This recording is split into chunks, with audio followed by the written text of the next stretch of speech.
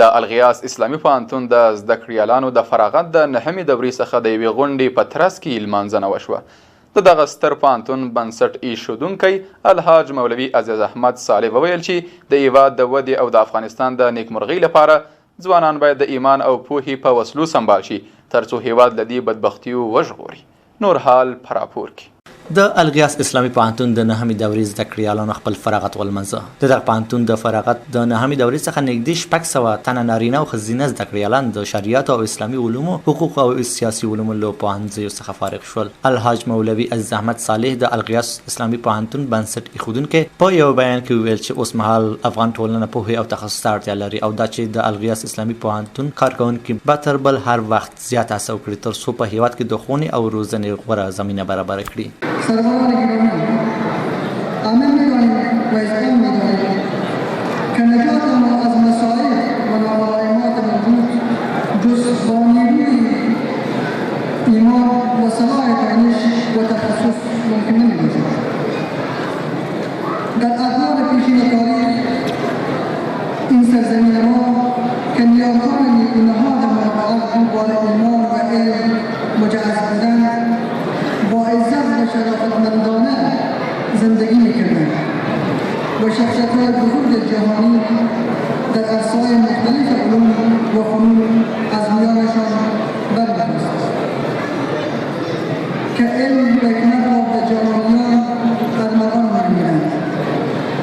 شما جوانان عزیزم از سلاسله بزرگان و می‌توانید با همت عالی و تلاش و پشتکار با دیگر شکوهای مجد آندرهای افتخار را ایام کنید. د هرات د لوی جامع جماعت خطیب الحاج مولوي هیبت الله فاضلي او دغه پوهنتون د نسوانو د څانګې مشر وویل چې الغیاث اسلامي پوهنتون د هیواد یو له غوره پوهنتونونو څخه دی چې ټولو خویندو او ورونو ته د غوره اسلامي شرایطو په ترڅ کې د معیاري لوړ زده کړو زمینه برابروي. محفل امروزی ما که به مناسبت جشن فراغت 9مین دور فرزندان خطه علم‌پرور هرات به مؤسسه تحصیلات عالی اسلامی الغیاث در مقطع لیسانس از شرعیات و حقوق فارغ شدن مبارک است. افتخار است برای ملت هرات، مردم هرات. کاش همیشه ما موافق ما به ارتباط علم و معرفت و جشن فراغت از علم و معرفت باشد.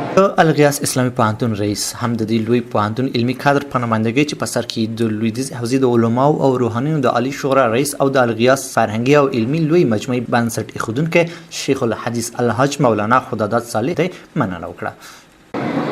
استادان مسئولین مؤسسه تحصیلات علمی اسلامی الغیاث افتخار دادند که مسندداران این عزیزان در پیدایش این مسیرین ایرانی میباشند و جا دارد که جناب شیخ الحدیث مولانا خداداد صالح که با مسائل جمیلهشان این زمینه را مساعد نمودند که همگی ما تشکر و قدردانی نماییم و طول عمر و توفیقات بیشترشان را از خدا بخواهیم. الغیاث اسلامي پوهنتون د هیواد یو له لوی او معیاري پوهنتونونو څخه دی چې هر کال د هیواد علمي ټولنې ته زیات شمېر فارغین وړاندې کوي.